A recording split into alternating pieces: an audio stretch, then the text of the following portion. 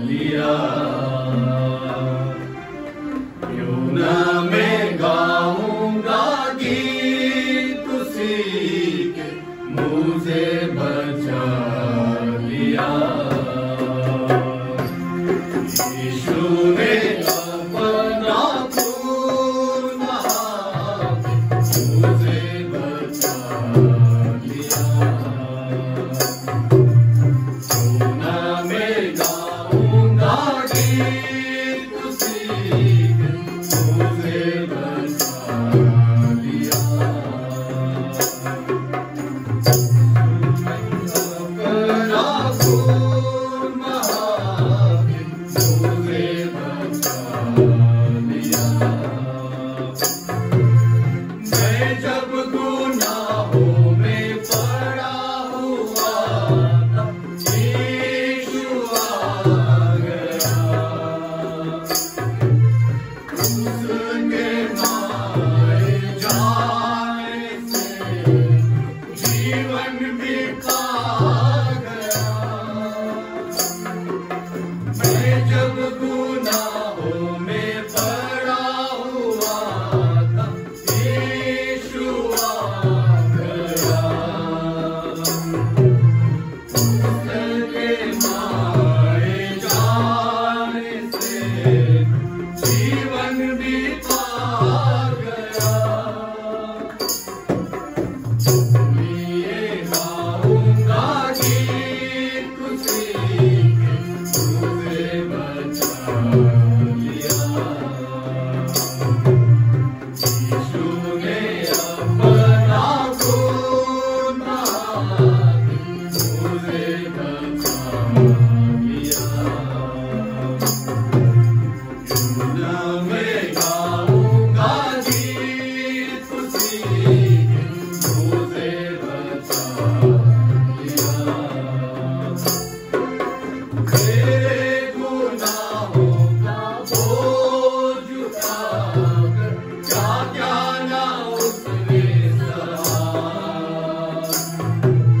मेरे गुनाहों को माफ कराने खून भी उसका बहा। मेरे गुनाहों का बोझ उठाकर क्या क्या ना उसने सहा। मेरे गुनाहों को माफ कराने खून भी उसका बहा। कितना अनोखा है प्यार प्रभु का, मुझे बचा लिया। यीशु ने अपना खून बहा के मुझे बचा लिया। क्यों न मैं गाऊंगा गीत उसी के, मुझे बचा लिया। मुझे बचा लिया। मुझे बचा लिया। शालोम. माझी खात्री आहे की आपण एक वाक्य, महत्वाचं वाक्य केव्हा तरी कुठेतरी वाचलं असेल किंवा ऐकलं असेल, आणि ते आहे, मी जगाला जिंकले आहे. माझी खात्री आहे की आपण कदाचित तो अध्याय सुद्धा सांगू शकाल. पण ह्या वाक्यामध्ये फार मोठं आव्हान आहे, कारण ह्या वाक्याचा अर्थच असा आहे की जग आलं त्याच्यात आणि मी जगाला जिंकलो आहे. हे म्हणजे फार मोठं आव्हानात्मक आहे. ते त्याच्यामध्ये फार महात्म्य आहे. आपल्या सगळ्यांना माहित आहे की पुष्कळदा काही जगज्जेते राजकारणी पुरुष होऊन गेले की ज्यांनी संपूर्ण जग जिंकलंस, आणि त्याच्यामध्ये किती प्रकारचा रक्तपात झालेला आहे, विनाश झालेला आहे, लढाया झालेल्या आहे, आणि त्यानंतर ते असे कदाचित म्हणू शकले की मी हा भाग जगाचा जिंकलो. पण कोणीही मनुष्य प्राणी सर्वांगीण दृष्टिकोनातून असं म्हणू शकत नाही की मी जगाला जिंकले आहे. परंतु ते वाक्य म्हटलेलं आहे आणि ते आपल्याला आढळतं योहान कृष्णवर्तमान अध्याय 16 आणि वचन 33. हे मी आपल्यासाठी वाचतो. माझ्या ठाई तुम्हाला शांती मिळावी म्हणून मी तुम्हाला ह्या गोष्टी सांगितल्या आहेत. जगात तुम्हाला क्लेश होतील, तरी धीर धरा, मी जगाला जिंकले आहे. आता माझी खात्री आहे की आपल्या लक्षात आलं असेल की हे कोणाचं वाक्य आहे. प्रश्न असा आहे की हे कोणत्या संदर्भात आलेलं आहे, कोणतं जग, कशा प्रकारचं जग आणि त्याचं काय वर्णन आहे आणि कोणत्या प्रकारच्या जगावर कोणत्या प्रकारचा मनुष्य विजय मिळू शकतो. आपल्या सगळ्यांना माहित आहे की विशेष रीतीनं आध्यात्मिक रीतीनं माणसाला विजय कोठेही मिळत नाही, मिळू शकत नाही. कारण आपल्या सगळ्यांना माहिती आहे, अशी म्हणच आहे की मनुष्य प्राणी हा चुकणार आहे, नेहमी चुकतो. आणि खरं पाहिलं तर माणसांचं जीवन, मग ते अति महात्म्य असो, फार मोठमोठे लोक असो, आणि त्यांच्या जीवनामध्ये येणारे सगळे वादळ आणि त्यापासून होणारे त्यांच्या जीवनामध्ये जे परिणाम आहेत हे कसे आहेत, त्यावरून आपल्याला एकच दिसतं की मनुष्य हा कुठेही असला तरी हा चुकणारा प्राणी आहे. आणि मग अशा ह्या जगामध्ये की ज्या जगामध्ये सर्व प्रकारे ज्याला आपण म्हणतो दुष्टाई आहे, अन्याय आहे, दीन दुबळ्यांना पायाखाली तुडवण्याची जी प्रवृत्ती आहे आणि आपल्या स्वतःचं जे काही वर्चस्व आहे ते किती जास्तीत जास्त करून घेता येईल स्वार्थामुळे ह्या आणि द्वेष, ह्या सगळ्या ह्या जगामध्ये असं कोण म्हणू शकतं की ह्या जगावर मी विजय मिळवलेला आहे, मी जिंकलो आहे. आणि त्यामध्ये जो अर्थ आहे तो नक्कीच फार मोठा आणि महान आहे. थोडक्यात म्हणजे मनुष्य प्राणी हे म्हणूच शकत नाही, पण ज्याने ते म्हटलं त्याच्याकडे नक्कीच आपलं लक्ष यावेळेस जातं. कारण त्या वाक्यामध्ये फार मोठी ताकद आहे, फार मोठं सामर्थ्य आहे. आता त्या जगाच्या संदर्भामध्ये म्हणायचं झालं, अर्थात ते जग सर्व दुष्टाईंनी भरलेलं. म्हणजे याचा अर्थ असा की त्या जगाच्या सर्व दुष्टाईच्या वर विजय मिळवणं, जिंकणं, ती सर्वात मोठी शक्ती आहे. अन्याय आणि द्वेष ह्या सगळ्यांच्या वर विजय मिळवणारा जर कोणी असेल तर तो म्हणू शकतो की मी जगावर विजय मिळवलेला आहे. आणि तसंच झालेलं आहे. प्रभू येशू ख्रिस्तांच्या बाबतीत आपल्या सगळ्यांना माहित आहे की त्यांच्या मुखामध्ये एक लबाडी सुद्धा आढळली नाही त्यांच्या उभ्या आयुष्यामध्ये. म्हणजे इतके पवित्र त्यांच्या बोलण्यामध्ये आणि त्यांच्या वागण्यामध्ये, त्यांच्या सर्व जीवनामध्ये त्याची साक्ष आपल्याला ह्या ठिकाणी ह्या पवित्र शास्त्रामध्ये आढळते. अर्थात ज्यावेळेस त्या वधस्तंभावर ते 2 चोर होते, मध्ये प्रभू येशू ख्रिस्त लटकलेले होते. एक चोर जरा थोडी चेष्टा करत होता प्रभू येशू ख्रिस्तांची. दुसऱ्या चोराने एक साक्ष दिली. तिने म्हटलेलं आहे, खरे आपण तर दुष्ट लोक आहोत, आपण सर्व प्रकारच्या मारामाऱ्या, चोऱ्या वगैरे केलेल्या आहेत, पण हा मनुष्य निष्कलंक आहे. इतकंच केवळ नव्हे, पण पिलाताने म्हटलेलं आहे, हात धुतले आणि म्हणतो की ह्या माणसामध्ये मला काहीही उणे सापडत नाही, दोष आढळत नाही. असे वेगवेगळ्या प्रकारचे आपल्याला साक्षी दिसतात प्रभू येशू ख्रिस्तांच्या बाबतीत. हा जो आध्यात्मिक विजय आहे हा फार मोठा आहे. कारण ह्या जगातल्या गोष्टींच्यावर आणि जगाच्या दुष्टाईवर आणि पापावर विजय मिळवणं ही फार मोठी शक्तीची आध्यात्मिक विजयाची गोष्ट आहे. आणि ती प्रभू येशू ख्रिस्तांच्या जीवनामध्ये होती. आणि म्हणून ते म्हणाले की मी जगाला जिंकले आहे. अजून कोणकोणत्या बाबतीमध्ये आपण पाहू शकतो, म्हणू शकतो की ते म्हणाले की मी जगाला जिंकले आहे किंवा विजय मिळवलेला आहे. असं आपल्याला दिसतं की प्रभू येशू ख्रिस्तांच्याकडे 12 शिष्य होते आणि ह्या 12 शिष्यांना जे त्यांना शिक्षण द्यायचं होतं, जे त्यांना सिद्धांत सांगायचे होते, जीवनाच्या द्वारे आणि बोलण्याच्या द्वारे, वागण्याच्या द्वारे, ह्या सर्व फक्तच शिक्षण बोलण्याच्या द्वारे नव्हे, परंतु त्यांना घेऊन सगळीकडे जाऊन आपल्या जीवनाच्या द्वारे त्यांना शिक्षण दिलं. आणि म्हणून एक वाक्य 16व्या अध्यायामध्ये आणि मग पुढे आपल्याला दिसतं की 17 अध्याय आणि 4थ्या वचनामध्ये असं आलेलं आहे, जे काम तू मला करावयास दिले ते पुरे करून मी पृथ्वीवर तुझे गौरव केलेले आहे. ह्या जगावर जे कार्य देवाला करून घ्यायचं होतं, करायचं होतं, ते पूर्ण केलं. हे एक महत्वाचं कार्य, हा महत्वाचा विजय आहे. आणि तो विजय स्पष्टपणे त्यांनी ह्या ठिकाणी सांगितलेला आहे. ह्या एक दोन अध्यायांच्या मध्ये त्याच बाबतीत पूर्णतः आपल्याला दिसतं. विशेषतः योहान 16 आणि 17 ह्या वचनांच्या मध्ये प्रभू येशू ख्रिस्त म्हणाले ह्या वचनांच्या मध्ये की जगाला खऱ्या देवाची ओळख करून देण्यासाठी ह्या जगात ते आले. याचा अर्थ असा नाही की जगामध्ये वेगवेगळ्या प्रकारचे सिद्धांत, विचार, तत्वज्ञान, धार्मिक तत्वज्ञान आणि धार्मिक शिक्षण नव्हतं असं नव्हे. त्याही काळी इजिप्तमध्ये मोठे मंदिर होते देवांचे, वेगवेगळ्या प्रकारच्या देवांचे. त्याचप्रमाणे ग्रीक आणि त्यांचे सिद्धांत आणि त्यांचं शिक्षण आणि त्यांच्या देवदेवता आणि देवी ह्यांच्या बाबतीत सगळ्या जगाला आपल्याला माहित आहे.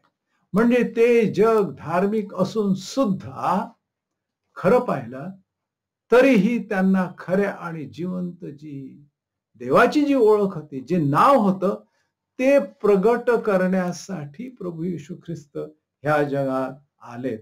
उदाहरणार्थ वचन 6 मध्ये आपल्याला ते वाचायला मिळतं, जे लोक तू मला जगातून दिले त्यांना मी तुझे नाव प्रगट केले, ते तुझे होते आणि ते तू मला दिले. 17वा अध्याय आणि 6व्या वचनामध्ये हे वाक्य आलेलं आहे की तुझं नाव प्रगट करण्यासाठी जो जिवंत खरा ह्या पृथ्वीचा चालक आणि मालक, त्याचं नाव प्रगट करण्याची आवश्यकता अशा ह्या जगामध्ये होती की ज्या जगामध्ये एवढे मोठमोठे वेगवेगळ्या प्रकारचे सिद्धांत होते, विचार होते, आणि तरीही मात्र त्यांना खऱ्या देवाची जे नाव आहे, जे प्रकटीकरण आहे, ते नव्हतं. आणि म्हणून फक्तच वेगवेगळ्या प्रकारचे सिद्धांत असणं एवढं पुरे नाही, त्या खऱ्या जिवंत देवाच्या नावाचं प्रगटीकरण होणं हे महत्वाचं होतं. आणि म्हणून ह्या ठिकाणी आपल्याला ह्या वचनामध्ये असं दिसतं की तुझं नाव प्रगट करण्यासाठी मी ह्या जगात आलो आणि ते मी त्यांना प्रगट केलं. फार महत्वाचा विजय तो होता की जे खरं जिवंत देवाचं नाव आहे त्याचं प्रगटीकरण जगाला व्हावं, आणि ते त्यांनी ह्या जे 12 शिष्य होते त्यांच्या मार्फत केलेलं आहे. आणि म्हणूनच ते म्हणतायत की मी जगाला जिंकलो आहे.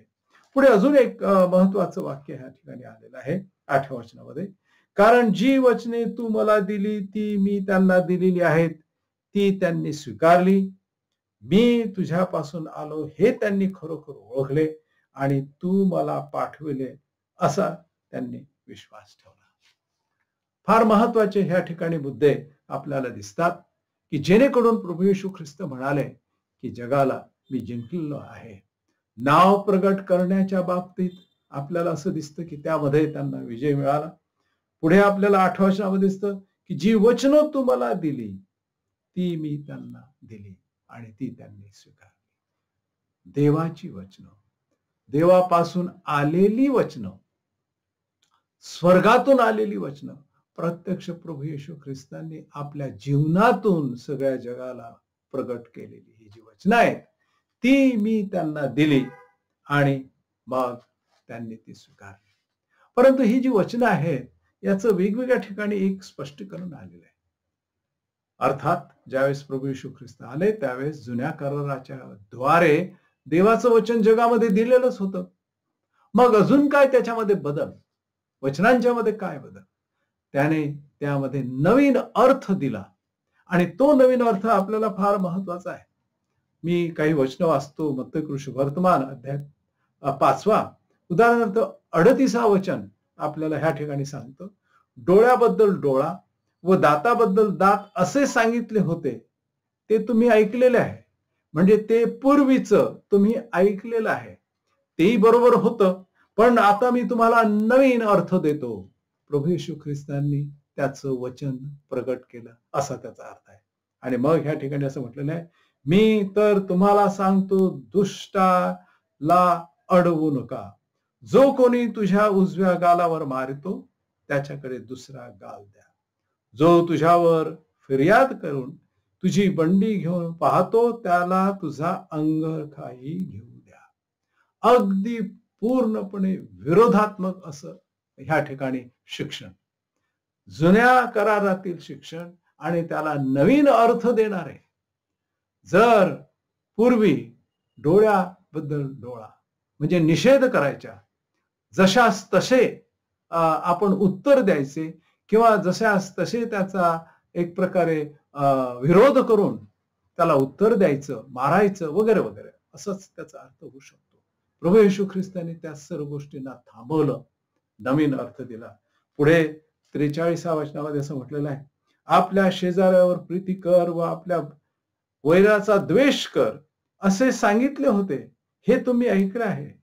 मी तर तुम्हाला सांगतो, तुम्ही आपल्या वैरावर प्रीती करा आणि जो तुमचा छळ करतात किंवा जे तुमचा छळ करतात त्यांच्यासाठी प्रार्थना करा, अशासाठी की तुम्ही आपल्या स्वर्गातील पित्याचे पुत्र व्हावे, कारण तो वाईटावर व चांगल्यावर आपला सूर्य उगवतो आणि नीतिमानावर व अनीतिमानावर पाऊस पाठवतो.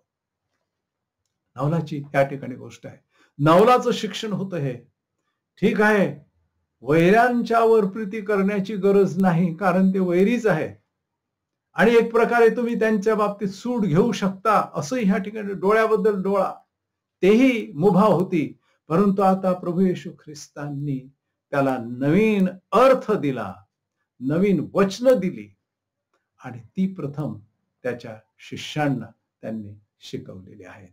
असं हे शिक्षण वेगवेगळ्या अर्थानं आणि वेगवेगळ्या विषयानं, गुप्त धर्मदान काय आहे, प्रार्थना काय आहे, ह्या बाबतीत सुद्धा प्रभू येशू ख्रिस्तांनी लिहिलं. ह्या ठिकाणी उदाहरणार्थ 6वा अध्याय मत्ती शुभवर्तमान याचा आणि 6व वचन, तू तर जेव्हा जेव्हा प्रार्थना करतोस तेव्हा तेव्हा आपल्या खोलीत जा व दार लावून घेऊन आपल्या गुप्तवासी पित्याची प्रार्थना कर, म्हणजे तुझा गुप्तदर्शी पिता तुला तिचे फळ दे.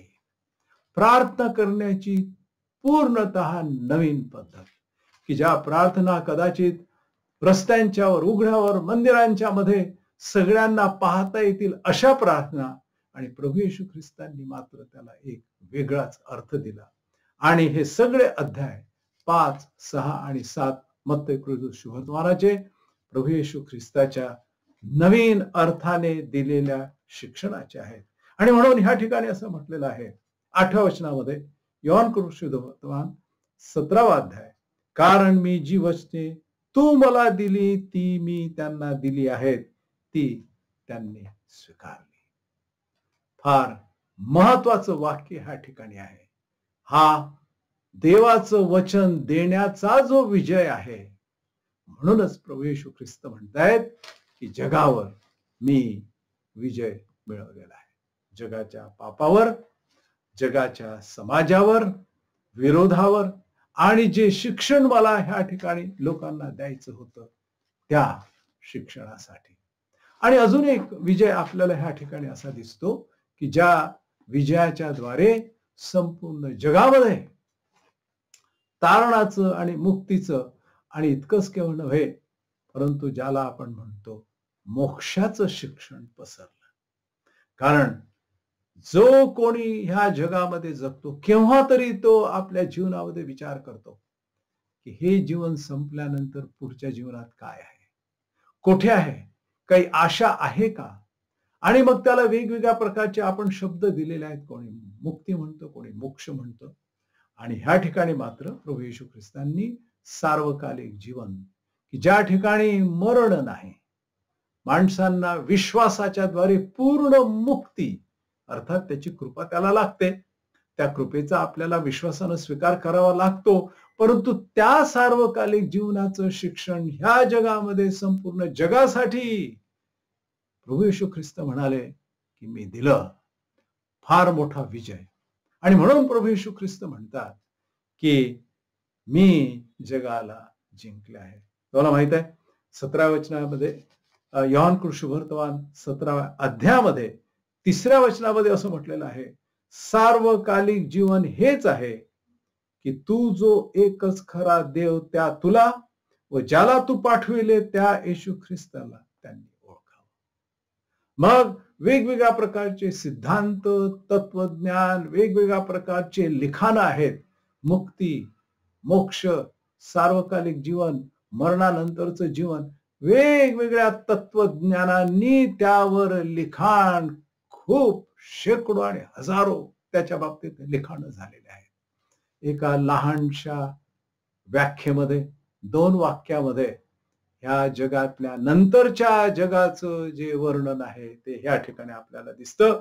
सार्वकालिक जीवन हेच आहे की तू जो एकच खरा देव त्या तुला व ज्याला तू पाठविले त्या येशू ख्रिस्ताला त्यांनी ओळखावं.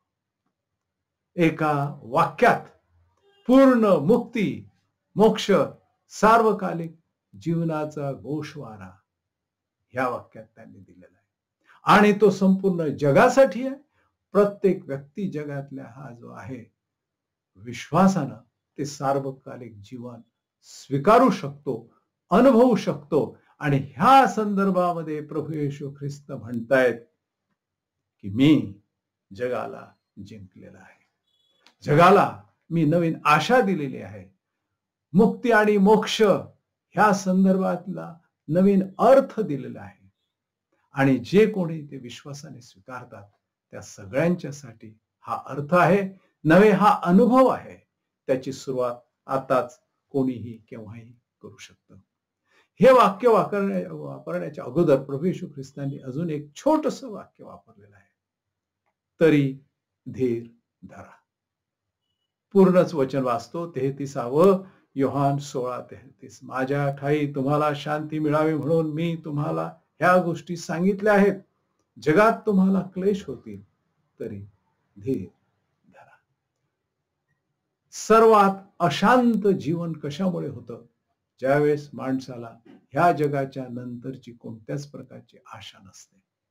ह्या जगाच्या पलीकडे काय आहे त्यावेळेस त्याच्या बाबतीत ज्यावेळेस माणसाच्या मनामध्ये एक प्रकारचं घोटाळे असतात, कन्फ्युजन असते, त्यामुळे मनुष्य अधिक वंचित असतो, घोटाळतो. त्या बाबतीत शांती देणार वचन या ठिकाणी प्रभू येशू ख्रिस्त म्हणाले, माझ्या ठाई तुम्हाला शांती मिळावी म्हणून मी तुम्हास हे वचन सांगत आहे. तर धीर धरा. त्याचं कारण असं, मी जगाला जिंकलो आहे. मंडळी, मला असं वाटतं की तुम्हाला आणि मला फार मोठी आशा दिलेली आहे. संपूर्ण जगाला आशा दिलेली आहे. त्याचं कारण असं की विजयशाली ज्याने ह्या जगाला जिंकलं आणि तुम्हाला आणि मला धीराचा संदेश, सार्वकालिक जीवनाचा संदेश दिला. ह्यासारखं मोठं जीवन कुठेही आपल्याला मिळणार नाही.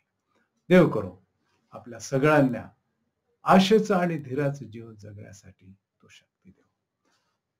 पवित्र प्रिय प्रभू देवा, आम्ही प्रार्थना करतो की अशा ह्या धीराच्या आणि आशेच्या जीवनात ह्या जगामध्ये आम्ही जगत असताना आम्हास तू मार्गदर्शन दे. आता देवजो बाप ह्याची प्रीती, देवजो पुत्राची कृपा आणि देवजो पवित्र आत्म्याची सहभागिता आपणा सर्वबरोबर आता आणि सदा सर्व काळ असो. आमेन.